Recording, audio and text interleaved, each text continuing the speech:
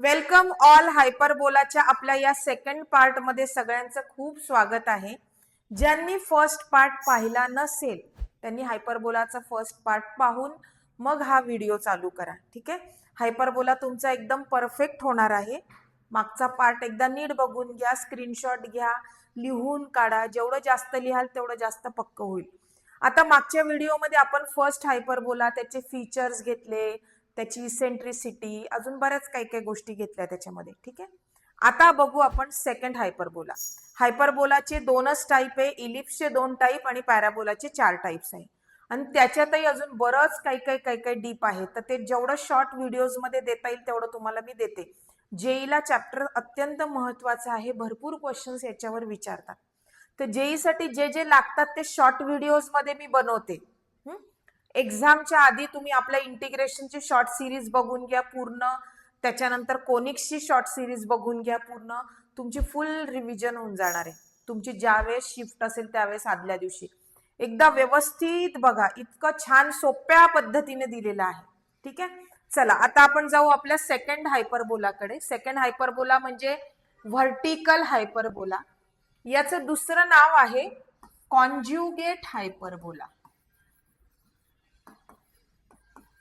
म्हणजे खरं नाव तर हेच आहे कॉन्ज्युगेट. आपल्या सगळ्या रेफरन्स बुक मध्ये आर.डी. शर्मा मध्ये कॉन्ज्युगेटच दिलंय. पण काही ठिकाणी व्हर्टिकल हायपरबोला पण म्हणतात. आपण म्हणू शकतो कारण आपल्याला उभा दिसतो ना तो. आधीचा जो होता तो हॉरिझॉन्टल होता म्हणून आपण त्याला ट्रान्सव्हर्स हायपरबोला म्हणतो. हा व्हर्टिकल म्हणजे उभा दिसतो. ठीक आहे. तर हा झाला कॉन्ज्युगेट हायपरबोला. ओके. तर बघा इसेंट्रिसिटी तर ग्रेटर दॅन 1च राहणार आहे. पहिला असू दे दुसरा असू दे सेम आहे पॉइंट इसेंट्रिसिटीचा. Eccentricity is greater than 1.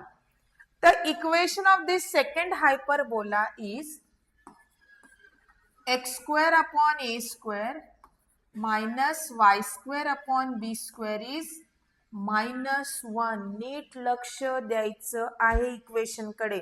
पहिल्यात आणि दुसऱ्यात काय डिफरन्स आहे. पहिल्यामध्ये RHS ला +1 होता, इथे RHS ला -1 आहे. किंवा तुम्ही मायनसने जर सगळीकडे मल्टिप्लाय केलं तर हे असं होऊ शकतं फक्त.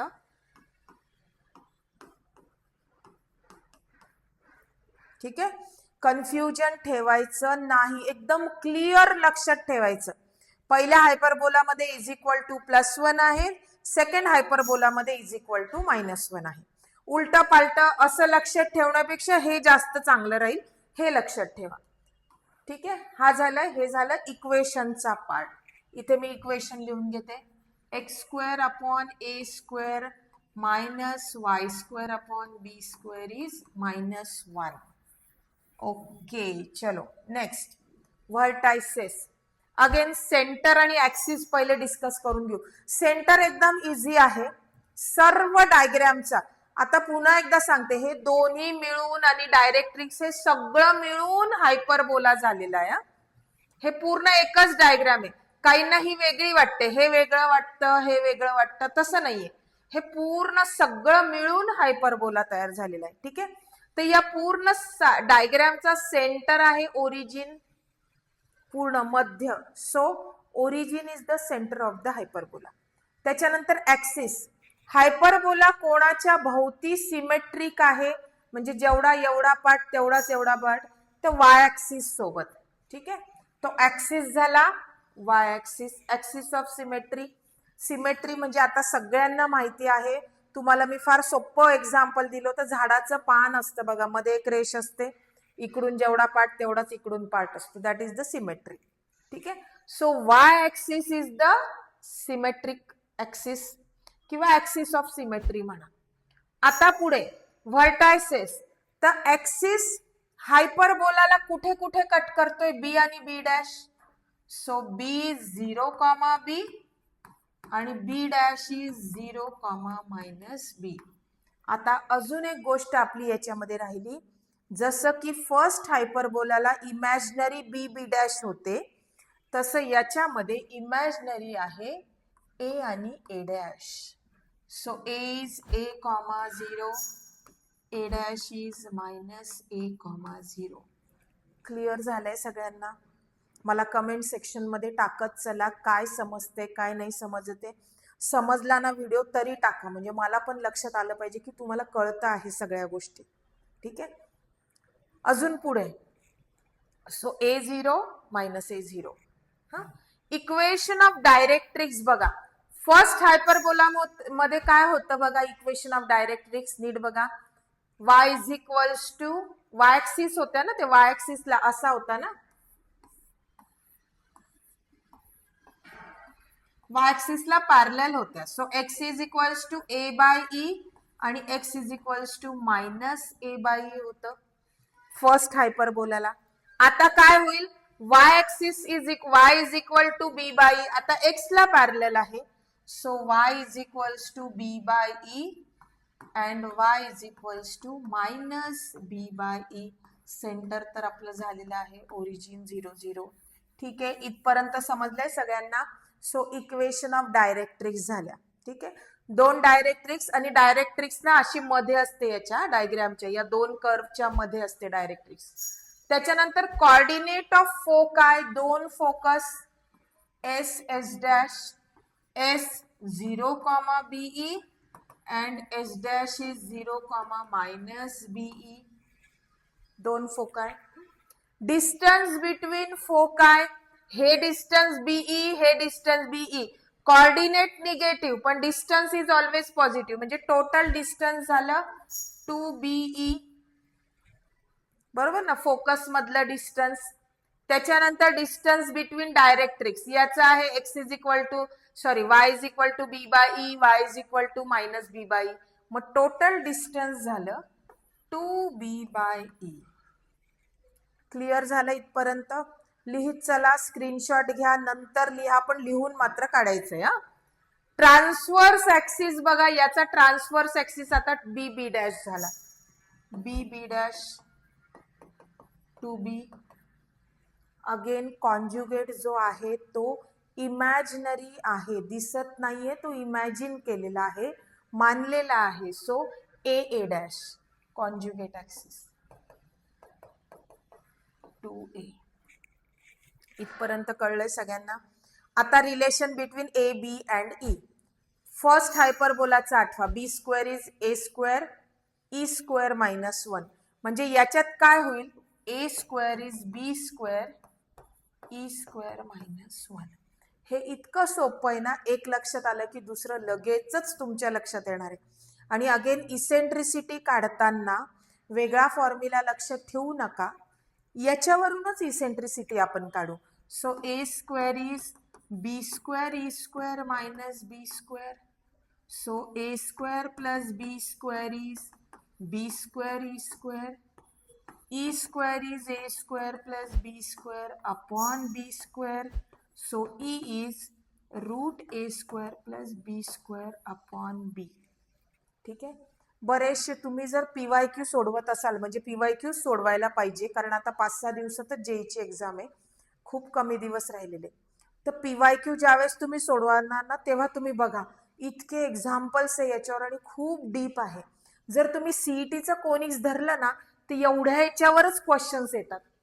सीईटीचं कोनिक्स सेक्शन अजिबात अवघड नाही, सीईटीला विचारणारे क्वेश्चन, पण जेईच्या कोनिक्स सेक्शन मध्ये खूप डीप क्वेश्चन्स आहेत. आता ते आपण जसे जसे जमेल तसे घेऊ, मला भरपूर काही द्यायचंय तुम्हाला. आता हळूहळू आपण आपल्या व्हिडिओची ग्रोथ पण, म्हणजे व्हिडिओची जास्त व्हिडिओज पण टाकतो आहोत आपण, तर त्याच्यामध्ये तुम्हाला लक्षात येईल. इतके डीप क्वेश्चन्स आहेत ना, आणि सगळे सोपे. जर तुमचं हे बेसिक क्लिअर असेल ना, तर तिथपर्यंत तुम्ही आरामशीर पोहोचू शकतात. फक्त हे जे ना बेसिक या गोष्टी क्लिअर ठेवा, फॉर्म्युले लर्न ठेवा, MCQ तुम्हाला लगेच सोडवता येतात. एक तर वेळ आपला कुठे जातो माहिती का, जेव्हा जेईचा पेपर तुम्हाला असतो ना, तिन्ही पेपर एक साथ असतात, फिजिक्स केमिस्ट्री मॅथ, एका तासामध्ये 25 क्वेश्चन आणि मोठे मोठे 4-4 मार्कांचे क्वेश्चन. त्याच्यातही जर तुम्ही फॉर्म्युला आठवायला प्रत्येक क्वेश्चनला समजा 2 सेकंड 3 सेकंड घेतले, किंवा काही याला काही मायक्रो सेकंड्स, तर असं काउंट करून सुद्धा तुमचे 10 ते 15 मिनिटं आठवण्यात जातात फॉर्म्युले. म्हणून फॉर्म्युले आठवण्यात वेळ नाही गेला पाहिजे. तर फॉर्म्युले रोज लिहा, रोज एकेका दिवसाची लिहा, मॅनेजमेंट करा पूर्ण आठवड्याभराचे, आपोआप फॉर्म्युले लक्षात राहतात. ठीक आहे. चला हे झालं आता आपला सेकंड हायपरबोलाचे बेसिक. आता एकच पॉइंट आपला राहिलेला आहे, कुठला? लॅटस रेक्टम. चलो लॅटस रेक्टम कडे येऊ आपण आता. सेकंड हायपरबोलाची कुठे गेलं? Okay. Length of L R. तर फर्स्ट हायपरबोला मध्ये काय होती? 2b² अपॉन ए. तर सेकंड मध्ये आहे 2a² अपॉन बी. उलट होणार ना, तर हे a²/b, हे a² बाय बी. एस आहे 0, बीई आणि 0, -बीई. a²/b, a²/b. मी आता इथे सगळीकडनं लिहून घेतलं कारण आपल्याला एक्स्ट्रीमिटीज काढायला लागेल म्हणून. हे झालं a²/b. आता एक्स्ट्रीमिटीज बघा, SS'.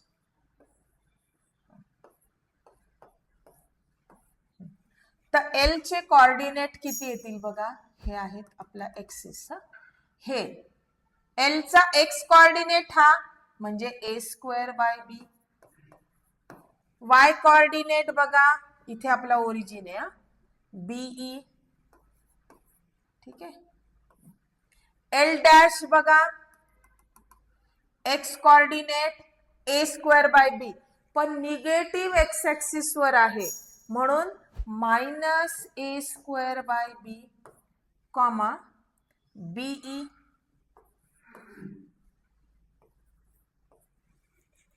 ठीक आहे.